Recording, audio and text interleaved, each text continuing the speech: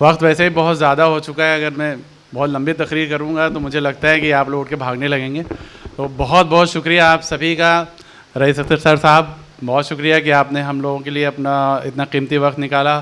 DGP Rizwan साहब, secretary Rizwan साहब, और हमारे जितने शोरा इकराम हैं, मैम आप, और जो हमारे ख़ास दोस्त परवेज़ भाई, जो कि अभी मेरे भाई बोल रहे थे कि बाराबंकी से लोग ज़्यादा हैं, तो चूँकि मैं खुद भी बाराबंकी से ही हूँ, तो जाहिर सी बात है कि आप जहाँ से जिस ज़मीन से होते हैं वहाँ से जुड़े हमेशा रहते हैं। तो मेरी हमेशा कोशिश रहती है कि मैं अपने ज़िले बाराबंकी से हमेशा जुड़ा रहूँ।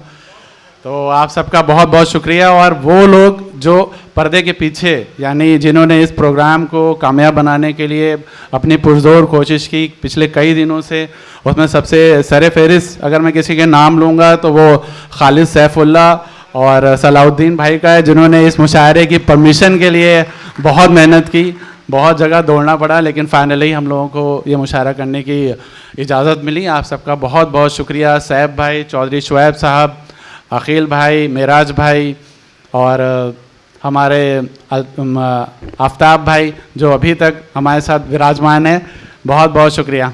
Thank you so much.